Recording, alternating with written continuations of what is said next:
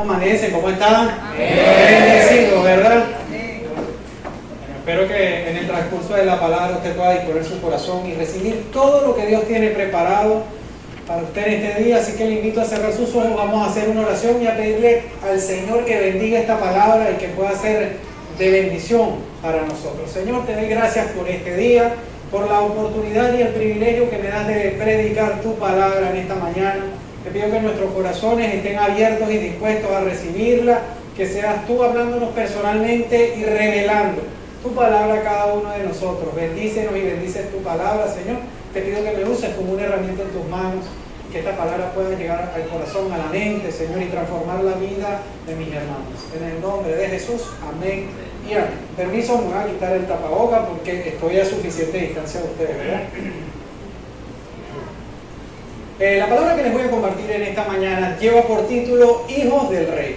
Desde hace unas semanas atrás empezamos a hablar acerca del reino de Dios. Nuestro apóstol habló de que Dios nos había dado un talento, que era la capacidad de poder ver al reino. La semana pasada la pastora Georgina hablaba acerca de que no solo podemos verlo, sino que podemos entrar al reino. Parte de pertenecer al reino, de ser ciudadanos del reino de Dios, es que aparte de ser ciudadanos también somos hijos del Rey de Reyes y Señor de Señores. ¿Cuántos sabían eso? Amén. Al ser hijos de Dios somos hijos o hijas del Rey de Reyes y Señor de Señores. Somos ciudadanos del reino de Dios. Entonces, a pesar de que vivimos en este mundo y de que nacimos en este mundo, nuestro futuro es estar en ese reino que Él fue a preparar para nosotros. Esa es nuestra esperanza como creyentes. Ahora, no significa que tenemos que esperar a estar en ese lugar para vivir como ciudadanos de ese lugar, porque Dios a cada uno de nosotros nos ha llamado a vivir como, no solo como hijos suyos, sino como ciudadanos de ese reino. Ahora, como hijos del rey tenemos una herencia en él, ¿sí o no? Todo hijo tiene una herencia. Y si nuestro papá es el rey, nosotros somos príncipes del Señor. O sea, que Dios nos ha destinado para gobernar. Ahora, Dios nos ha dado esa capacidad de gobernar junto con Él, pero no de gobernar a otras personas. Lo importante de ser reyes, porque Él es Rey de Reyes, ¿verdad? Y Él es Señor de Señores. Él, cuando conocemos a Cristo, Él nos constituye reyes y sacerdotes para la gloria de su nombre. Eso es lo que dice la Biblia. Él nos ha dado la potestad de gobernar sobre algo. ¿Usted sabe sobre qué gobernamos? En cada persona Dios puso dones y talentos, capacidades especiales que van a ayudar a otros a acercarse a Dios. Él nos dio la capacidad para gobernar sobre esos dones y esos talentos. No tenemos capacidad, o sea, no tenemos autoridad para designar la vida de los demás, para decidir sobre ellos, sino que tenemos esa autoridad para poder decidir sobre nuestra vida, sobre nuestras acciones, sobre nuestro caminar y darle gloria a Dios con ello. ¿Cuánto les da gozo saber eso? Amén. Entonces cada uno de nosotros somos ¿qué? Reyes y sacerdotes para el Señor. Eso es un privilegio grandísimo. Y usted dice, bueno, reyes y sacerdotes, ojalá yo viviera como un rey. Bueno, hoy les voy a hablar de cómo es Dios como un padre y cómo Él como ese rey padre nos ayuda a tener una vida impecable. Ahora, como hoy es Día del Padre, yo quiero demostrarles eso a través de la palabra, que Dios como Padre es el mejor de los papás y que Él quiere que nosotros seamos los mejores hijos y los mejores reflejos de Él como Padre. Amén. Amén. Por eso le invito a que abra su Biblia en el Evangelio de Juan, en el capítulo 14. Yo voy a leer desde los versículos 5 al 10. Y dice así la palabra en Juan 14, 5 al 10. Dice, Tomás le dijo, Señor, no sabemos a dónde vas. ¿Cómo podemos saber el camino? Jesús les dijo, yo soy el camino y la verdad y la vida. Nadie viene al Padre sino por mí. Si me conocieran, también conocerían a mi Padre. Y desde ahora lo conocen, lo han visto. Felipe le dijo, Señor, muéstranos al Padre, con eso nos basta. Jesús le dijo, hace ya tanto tiempo que estoy con ustedes y tú, Felipe, no me has conocido. El que me ha visto a mí, ha visto al Padre. ¿Cómo entonces dice, muéstranos al Padre? ¿No crees que yo estoy en el Padre y que el Padre está en mí? Las palabras que yo les hablo, no las hablo por mi propia cuenta, sino que el Padre que vive en mí es quien hace las obras. Hasta ahí la palabra de Dios. Fíjense algo, el Señor estaba diciendo que Él iba a un lugar, que Él iba a ya irse al reino. Entonces los discípulos que habían estado conviviendo con él decían, ya va, Señor, tú nos estás diciendo que tú te vas a un lugar y que nosotros te vamos a seguir ese lugar, pero ¿dónde queda ese lugar? Y Jesús le responde, yo soy el camino. Pero ellos dicen, tú dices, o sea, los discípulos le decían, tú dices que tu papá está preparando un lugar para ti, para nosotros, pero ¿quién es tu papá? Nosotros queremos ver a tu papá. Imagínense ustedes que los discípulos que dormían, comían, convivían a diario con el Señor durante un periodo de 3 años, les costaba ver en él al Padre. O sea, les costaba entender eso. Imagínense nosotros, que nunca hemos visto ni siquiera a Jesús cara a cara. Pero la verdad es que Dios desea que cada uno de nosotros le podamos conocer a Dios como Padre. A veces nos cuesta ver en Dios a un Padre porque nuestro Padre terrenal o carnal no ha sido el mejor de los padres. En algunos casos sucede eso. Hay gente que le cuesta muchísimo asimilar a Dios como Padre porque sus padres terrenales no fueron los mejores. Entonces siempre tienen esa cara de pensar, oye, si Dios era como mi papá, si Dios se comporta como mi papá, y a esa gente le cuesta más. Lo que hemos tenido el privilegio de tener buenos padres, podemos asimilar mucho más fácil que Dios es un Padre amoroso. Pero lo cierto es que, sea cual sea la calidad de padre que tú tuviste, Dios es el mejor Padre que puedas tener. Amén. Ahora, como les estaba diciendo, si los discípulos le costó ver en Jesús al Padre, era por una razón. Ellos no tenían al Espíritu Santo. A ese momento en que Jesús estaba con ellos, ellos no tenían esa capacidad de entender las cosas espirituales. Y ellos sabían que Jesús hacía milagros, ellos habían escuchado su mensaje, pero ellos no tenían esa capacidad de entender la palabra, porque esa capacidad te la otorga el Espíritu Santo. Nosotros hemos recibido el Espíritu Santo, y es el Espíritu Santo mismo el que nos capacita, el que nos faculta para poder ver y entender que Jesús era perfectamente hombre, perfectamente Dios, y que era el perfecto reflejo del Padre Celestial. ¿Cuántos quieren conocer personalmente al Padre Celestial? Amén. ¿Cuántos quieren saber que el Padre Celestial es un Padre amoroso que constantemente les está cuidando, sufriendo y llevando a través de la vida? Yo creo que es una necesidad que todos tenemos, ¿verdad? Ahora, es el Espíritu Santo el que tiene esa capacidad. Ahora, si usted quiere conocer a Dios como Padre, pues tiene que mirar a Jesús. Él mismo lo dijo, el que me ha visto a mí, ha visto al Padre. Pero si usted quiere tener el mejor ejemplo de lo que es ser un hijo, también tiene que mirar a Jesús. Jesús fue un hijo obediente hasta el final. Imagínense el nivel de obediencia de Jesús al Padre, que él en un momento determinado, cuando estaba en Getsemaní, le dice, Padre, por favor, si es posible, pasa de mí esta copa, es decir, la crucifixión, pero que no se haga mi voluntad sino la tuya. A pesar de que él sabía que iba a enfrentar un gran sufrimiento, él decidió seguir adelante por obediencia al Padre, y porque sabía, y por amor a nosotros, porque sabía que esa era la condición que nos podía llevar a nosotros delante de Dios. Sí, era lo que nos podía purificar y hacer santos delante de Dios. Entonces Jesús es el mejor ejemplo que podemos tener, tanto de el Padre, de Dios como Padre, como el ejemplo de un hijo. Y es el Espíritu Santo el que nos va a dar la capacidad de que cuando leemos los evangelios o leemos la palabra, veamos ese reflejo de ese Dios paternal, de ese Dios que también es un hijo que sabe cómo obedecer al Padre y cómo honrar a su Padre. Ahora, ¿cuál fue la obra de Jesús directa? Él vino a enseñarnos a pensar y actuar como Dios. Jesús quiere que aprendamos a pensar y actuar como lo hace Dios. Ahora, nosotros somos sus hijos, somos sus representantes aquí en la tierra. Y las personas que no conocen a Dios necesitan ver en nuestras vidas ese reflejo para que ellas puedan creer. Uno de los argumentos que más nos encontramos como creyentes cuando le predicamos a alguien la palabra, para no creer, la gente te dice, sí, pero es que fulano que es cristiano hizo esto o aquello. ¿Le ha pasado a usted? Pues que aquel que dice que es cristiano hizo esto o hizo aquello.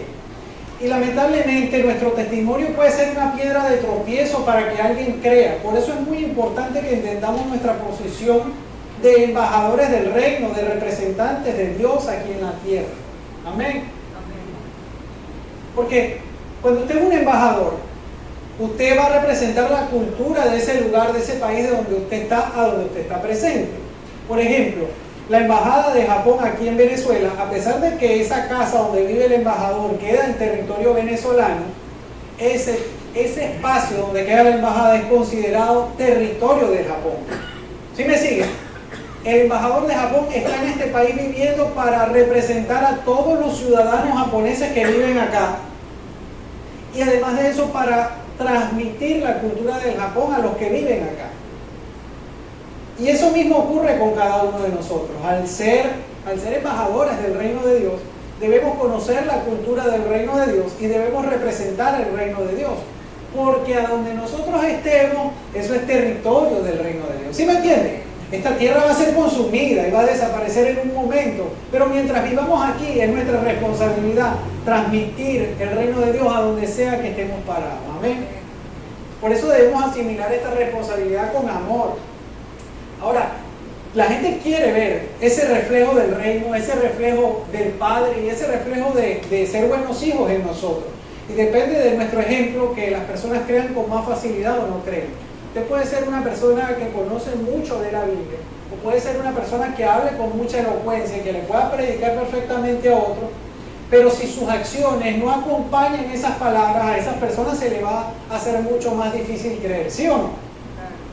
Entonces es importantísimo que vivamos una vida de reino en este mundo. Debemos conocer el reino de Dios, debemos conocer a Jesús, debemos tener una experiencia personal con Dios el Padre, para que podamos vivir de la manera adecuada, de una manera que honre a Dios y que le permita que otros se puedan acercar a Él. Amén. Entonces, seamos conscientes, debemos ser muy conscientes que lo que hacemos, lo que decimos, aún lo que pensamos, afecta directa e indirectamente a todos los que nos rodean. La Biblia dice que la creación gime por la manifestación de los hijos de Dios. Si usted ha aceptado a Cristo en su corazón, usted es un hijo de Dios. Las personas que no conocen de Dios, en sentido figurado, están gimiendo, le están pidiendo a Dios poder ver un ejemplo de su reino. Entonces, aún sin abrir su boca, usted puede ser la esperanza para una persona que necesita de Dios. Por eso es importantísimo que asimilemos que formamos parte de un reino, que aparte de formar parte de un reino, formamos parte de la familia del rey. Y que si en muchas ocasiones no vivimos con la opulencia de un rey, porque es verdad que los reyes viven con bastante opulencia, podemos estar seguros que el rey que cuida de nosotros tiene una herencia inestimable preparada para nosotros. Y el Espíritu Santo me dice que le diga esto. Quizás usted muchas veces ha cuestionado al rey pensando en que si, ok, usted dice, yo soy un hijo del rey, pero ¿por qué no vivo con un hijo, una hija del rey? ¿Sabe qué? Su herencia, ¿cuándo cobra uno la herencia? La hora está determinada por una de dos cosas, o porque los padres mueren, ¿verdad? Nuestra herencia va a ser cobrada cuando estemos en la presencia de Dios. Sea que usted muera, o sea que el Señor regrese en este momento, ahí es cuando usted va a ver su verdadera herencia. Por los momentos, usted lo que vive es un avance de lo que Dios puede hacer a favor de usted. Lo cierto es que Dios siempre va a transformar nuestras vidas para mejor. ¿Cuántos creen que eso es así? Dios transformó mi vida para mejor. ¿De qué va a depender que nuestra vida mejore día a día? De nuestras decisiones. Ahora, si queremos aprender acerca del Padre, debemos ver a los evangelios y a Jesús en los evangelios, y hay infinidad de situaciones en donde podemos ver ese reflejo del amor de Dios y del amor del Padre a través de Jesús. Si leemos los evangelios, usted va a ver en ocasiones que Jesús, cuando habla hacia las personas, se refiere a ellos como hijitos. ¿Han leído eso? Cuando Jesús le dice hijitos, uno le dice hijito a alguien que estima, a un hijo que uno estima con mucho amor, ¿sí o no? Entonces, hay infinidad de ejemplos en los evangelios a través de la persona de Jesús donde podemos aprender acerca del Padre, de aspectos acerca del Padre. Pero yo he elegido para compartirles a ustedes esta mañana 3 aspectos que determinan muy bien la paternidad de Dios y que son cosas que nosotros debemos aprender para ser mejores padres y también para ser mejores hijos. Amén.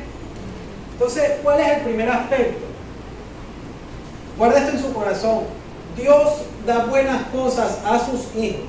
Amén. Lo voy a repetir de nuevo. Dios es un padre que da buenas cosas a sus hijos. En el Evangelio de Mateo, en el capítulo 7, desde los versículos 9 al 11, dice la palabra lo siguiente: ¿quién de ustedes, si su hijo le pide pan, le da una piedra? O si le pide un pescado, le da una serpiente. Pues si ustedes, que son malos, saben dar cosas buenas a sus hijos, ¿cuánto más su Padre que está en los cielos obra buenas cosas a los que le pidan? Fíjense lo que está diciendo Jesús, porque son palabras de Jesús. Si nosotros, que por naturaleza, los seres humanos, tenemos maldad, tenemos una naturaleza pecaminosa, ¿verdad?, tratamos con benevolencia, con amor a nuestros hijos, ¿cuánto más Dios, que es el Padre perfecto, nos tratará con amor a nosotros? Pero hay un condicionante en el versículo. Él dice: ¿cuánto más su Padre que está en los cielos dará buenas cosas a los que se las pidan? Y ahí está el detallazo. ¿A quién es el que Dios le da buenas cosas?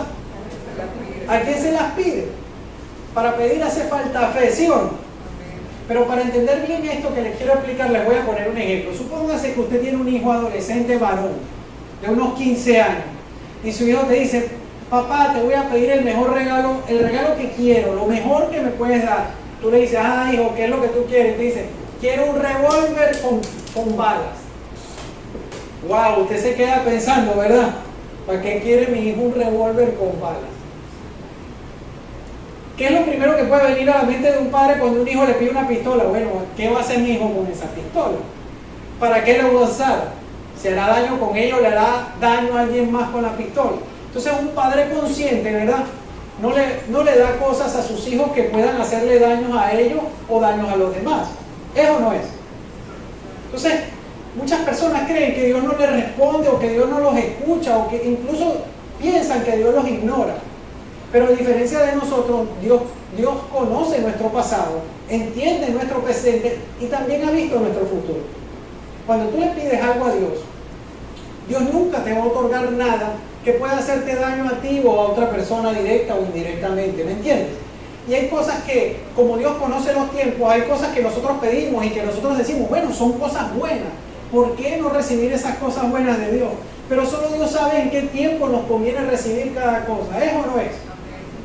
Entonces, Dios es un Padre amoroso, Dios es un Padre que nos consiente, pero no es un Padre que nos malcría. Sí, Dios te va a dar las mejores cosas que Él tiene, te las puede dar, siempre y cuando esas cosas estén dentro de su voluntad. Dios tiene una voluntad, un plan y un propósito por nuestras vidas. Si nosotros pedimos conforme a su voluntad, te enseña la palabra, recibiremos. Entonces tenemos que creer en ese Padre que tiene las mejores cosas preparadas para ti. ¿Qué pasa cuando tú sientes que Dios no te responde? O no te conviene o no es el tiempo. ¿Sí? Entonces, Dios no quiere que te des por vencido y que dejes de pedirle cosas. Al contrario, cuando tú sientes que Dios no te da las cosas que tú necesitas o que tú quieres, sigue insistiendo. Llegará un momento o que Dios te haga entender por qué no te convenía recibir eso, o que Dios te lo conceda en el momento oportuno. Amén. Pero Dios, como papá, no nos va a dar algo que nos haga daño, nos va a dar siempre las mejores cosas. Amén.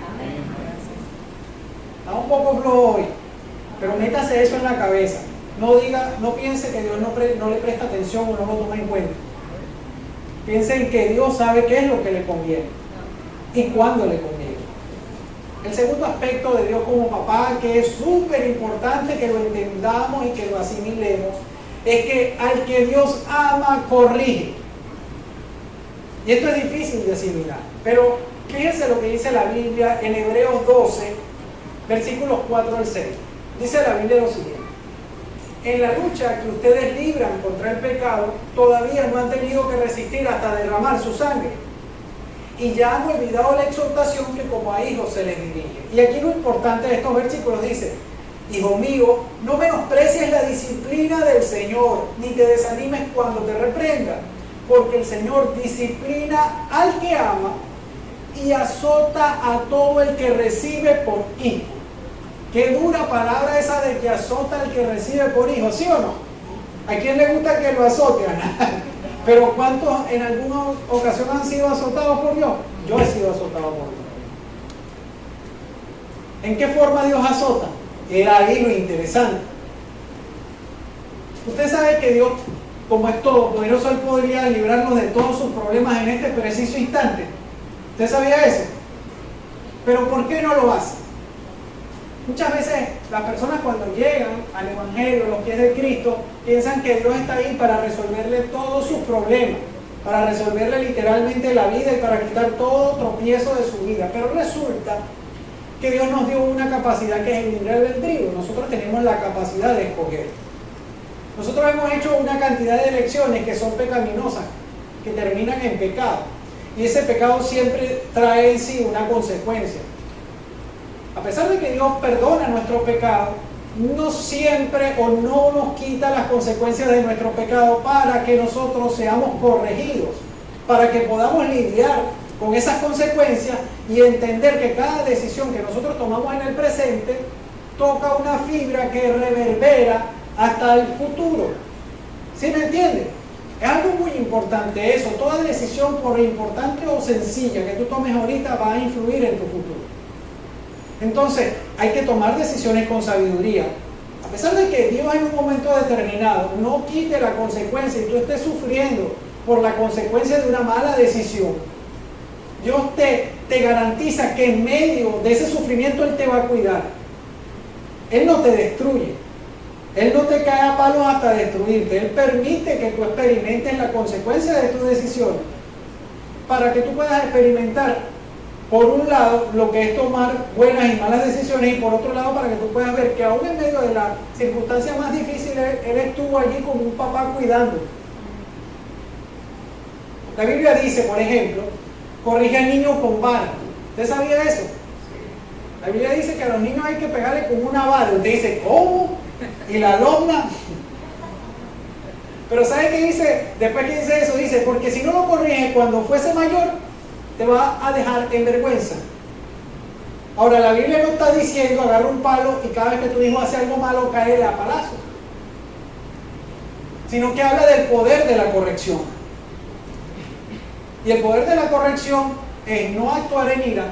Estamos en un tiempo que se llama la gracia. Es el amor de Dios lo que obra hacia nuestras vidas, no su ira. Entonces, cuando estamos experimentando tiempos difíciles, no piense que es que Dios está bravo con usted. Él decidió no estar bravo con usted.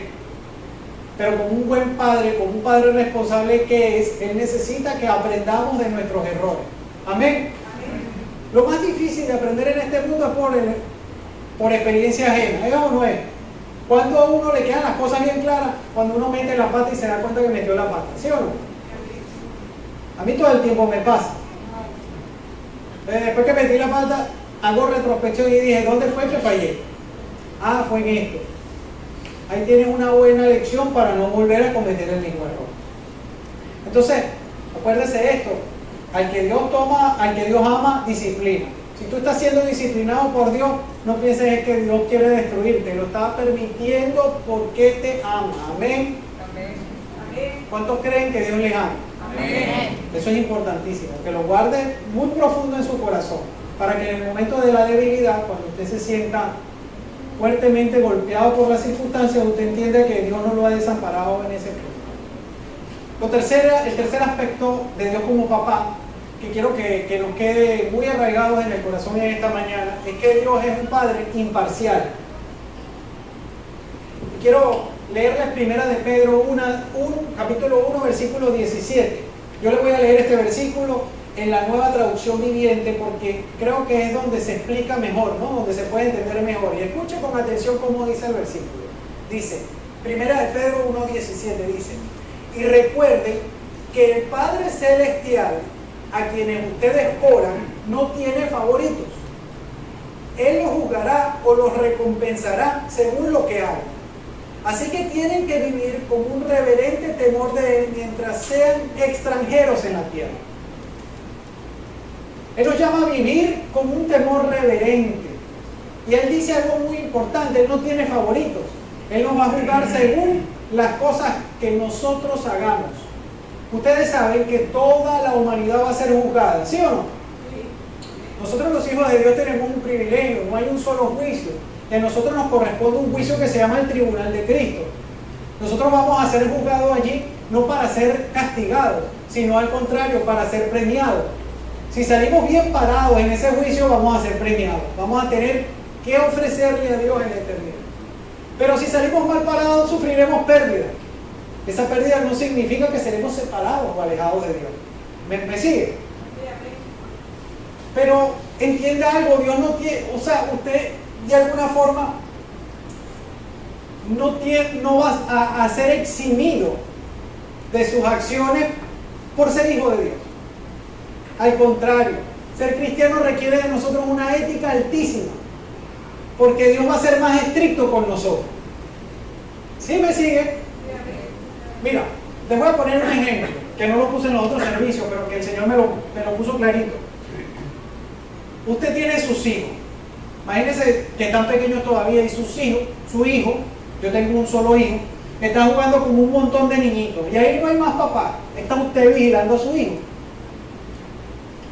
Cuando usted ve que su hijo está haciendo algo malo, ¿qué hace usted? Quédase callado para no avergonzarlo ante los otros niñitos. ¿Qué dice la ética? Que usted lo llame y lo corrige, porque a usted le importa su hijo. Si usted va y corrige a los hijos de los demás, de repente se mete en un problema, pero al suyo no se la va a dejar pasar. Lo llama y le dice: ¿qué estás haciendo tú ahí? Al mío yo se lo hago todo el tiempo. Diego, dice: ¿qué pasó, papá? Porque ya sabe que le voy a decir algo. Pero no lo avergüenzo, sino que simplemente me preocupo porque estoy pendiente de lo que él hace, de que no asuma malas actitudes, porque yo tengo que cuidar de mi hijo. Así mismo hace Dios. Dios mira lo que nosotros estamos haciendo, y lo que nos va a pedir cuenta es de lo que hacemos, no de lo que somos. Cristo hizo un mérito por nosotros, ¿sí? Cristo nos ganó el cielo. Eso no significa que Dios no ve diaria y constantemente las cosas que nosotros hacemos. De todos los días su gracia se renueva, pero todos los días tenemos que responder ante Dios. Todos los días tenemos que pedirle perdón por las cosas que hacemos que son desagradables a Él. Si usted es un cristiano maduro, todos los días usted tiene que poner sus planes en las manos de Dios. Parte de la madurez cristiana consiste en tener una vida planificada. Ser una persona de Dios significa que usted tiene que tener una noción de lo que va a hacer mañana. Y antes de que mañana llegue, usted va a orar y le va a decir: Señor, mis planes para mañana son aquel, el otro y el otro. Y yo pongo todos estos planes delante de ti. Si es tu voluntad que estas cosas que yo quiero hacer se cumplan, bendito sea tu nombre. Si no, ayúdame y guíame para saber qué es lo que voy a hacer. Y cuando llega el final de ese día, ¿verdad?, y usted vuelve a orar, usted le dice: gracias, Señor, por el día de hoy, y le das gracias tanto por lo que Él te ayudó a hacer como por lo que no pudiste hacer, porque entiendes que la voluntad de Dios sobre ti es la mejor, ¿sí o no? Porque tú sabes, tienes confianza en tu corazón de que Dios te va a guardar, de que Dios te va a ayudar y que Dios siempre te va a acercar a hacer lo más conveniente. Entonces, aun cuando las cosas que tú quieres hacer o que tú has planificado no te salen como tú esperabas, tienes que darle gracias a Dios, porque sometes tus planes, tu vida a la voluntad de Dios. De esa manera tú caminas más seguro por la vida, porque tú sabes que Dios va a juzgar todo lo que hacemos. No tienes ningún privilegio por ser hijo. Él mira constantemente tus acciones. Entonces, por lo menos a mí me da mucha seguridad caminar día a día sabiendo que hay un montón de cosas y responsabilidades que todos los días tengo que cumplir, pero que cada una de esas cosas que yo quiero hacer y de esas responsabilidades que tengo que cumplir, las estoy poniendo en manos de Dios para que Él las apruebe. De esa manera mis decisiones pueden estar alineadas a la voluntad de Dios. Y cuando algo me sale mal, no reniego de Dios, diciendo: no, es tu culpa porque nada me sale bien. ¿Sí o no? Porque cuando tú tienes un Padre en el que puedes confiar, cuando tú entiendes que Dios es un Padre en el que puedes confiar, tú eres un buen hijo, tú no le guardas secretos, tú no tienes rencores y tampoco tienes el recelo de que Él te pueda permitir que te pase algo mal. Aún en las peores ocasiones tú vas a poder ver el amor y la fidelidad de Dios como un papá. Pero sí es importante que entiendas eso. ¿Quieres buenas cosas? Dios quiere mejores cosas que las que tú quieres. Él no tiene favoritos. Y Él también corrige al que ama, porque todo el que ama tiene un compromiso con la corrección, no con una corrección que destruye, sino con una corrección que construye. Tú quieres que tu hijo sea malo y desobediente, cae a palo cada vez que hace algo malo. Y va a llegar un momento que esa dinámica se va a convertir en un vicio. Como la única cercanía que ese hijo puede tener contigo y llamar tu atención es hacer algo malo, entonces eso que es un castigo se va a convertir en una forma de estar cerca de ti. Y va a hacer cosas malas para tenerte cerca. ¿Sí o no? Ahora, si decides no corregirlo en nada y que el niño haga sus anchas, no te quejes cuando más adelante te avergüence, porque de seguro te pondrá en vergüenza. Y la gente hablará mal de ti porque dirá, ese no tuvo educación, su papá y su mamá no lo educaron. Y eso es lo mismo que pasa cuando usted hace algo que deshonra a Dios. Queda mal usted y queda mal Dios, que es su Padre. Entonces, como ciudadanos del reino de Dios necesitamos entender estas cosas y necesitamos imitar a Dios en estas cosas. Si Dios te ha dado el privilegio de ser papá y de tener hijos, sé como Dios, sé un papá justo, imparcial, pero sobre todo amoroso y misericordioso. Y eso es lo hermoso de Dios, que en Dios hay un perfecto equilibrio. Dios es amor y fuego consumidor, es decir, Dios es misericordia, pero también es justicia. Y eso es lo que Dios espera de nosotros. Que haya amor y justicia en nosotros, que haya misericordia y rectitud en nosotros, integridad. ¿Por qué? Porque representamos a su reino, porque somos la esperanza para todo aquel que tiene necesidad de Dios. Eso tampoco nos debe convertir en personas sin criterio. El Señor, la palabra de Dios nos da criterio. Ser ciudadanos del reino de Dios nos da criterio, porque entendemos que este mundo está movido por corrientes que nosotros no podemos controlar, pero nosotros no pertenecemos a este mundo. Usted puede tener una cédula en su cartera que diga venezolano, esa es su ciudadanía, temporal, pero usted tiene una visa en el reino de los cielos, y no solo una visa, una ciudadanía en el reino de los cielos. Así que no esperen llegar al reino de los cielos para vivir como un ciudadano. Sea un embajador del reino de los cielos en la tierra. Amén. Den un fuerte aplauso al Señor.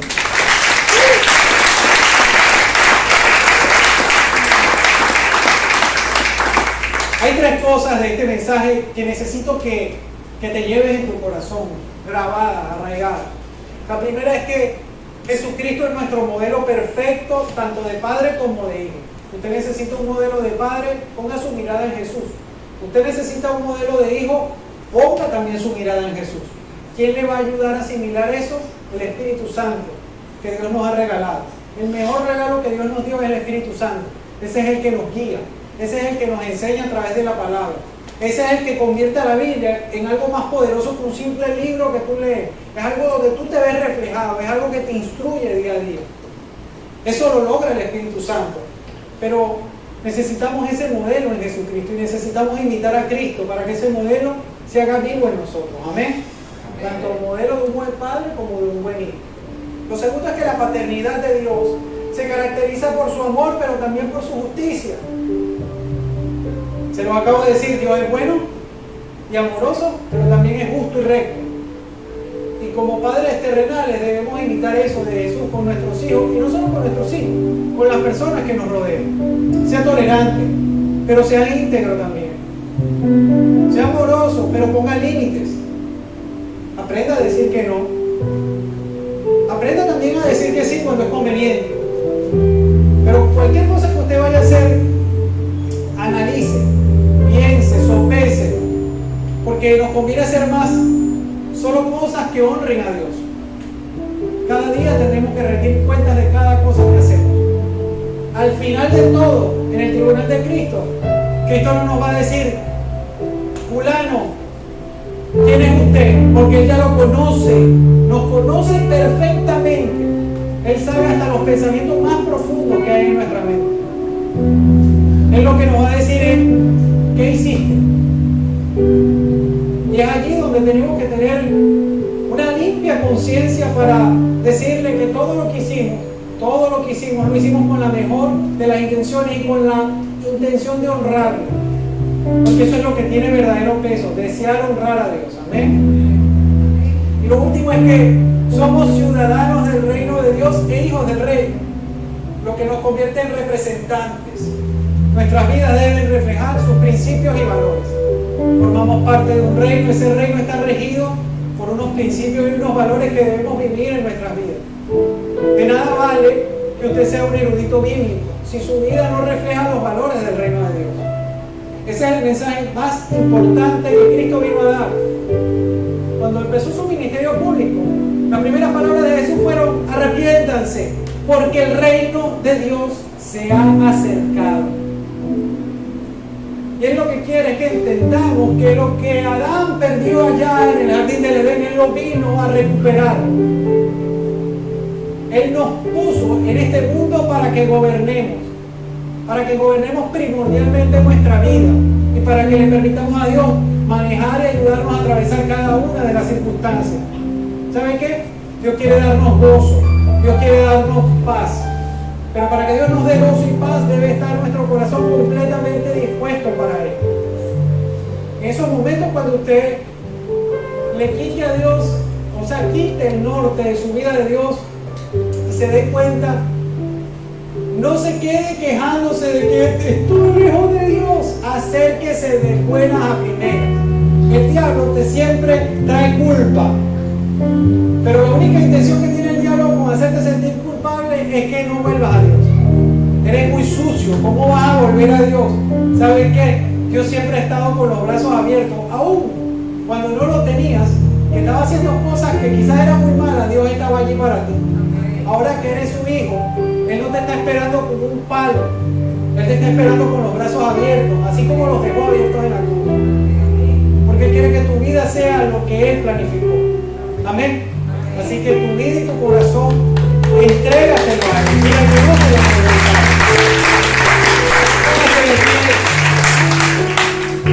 vamos a orar y vamos a pedirle al Señor que esta palabra quede arraigada en nuestros corazones, que se haga viva en nuestras vidas. Señor Jesús, te damos gracias por tu palabra, porque es viva y eficaz, porque transforma nuestra manera de pensar y de vivir, porque nos ayuda a atravesar las circunstancias. Gracias porque eres el Padre perfecto. Ayúdanos a imitarte como hijo y como padre. Ayúdanos, Jesús, a transitar y a ver en ti ese modelo que tenemos que seguir. Y ayúdanos a ser de testimonio para los demás. Bendícenos, guía nuestros pasos y dirígenos, Señor, de una forma en que podamos ser buenos administradores de tu gracia y buenos embajadores de tu reino en este mundo. Encomendamos nuestras manos, te pedimos que bendigas este día y que podamos, Señor, tener energía, fuerza, ánimo para empezar esta semana que tenemos por delante. Guía nuestros pasos y bendícenos, te lo pedimos en el nombre de Jesús. Amén y amén. Gracias, Señor. Hola, Dios te bendiga. Nos gustaría poder saber más de ti y poder acompañarte en tu crecimiento espiritual. Por favor, escríbenos al número que ves en pantalla y con muchísimo gusto te estaremos contactando. Que Dios te bendiga.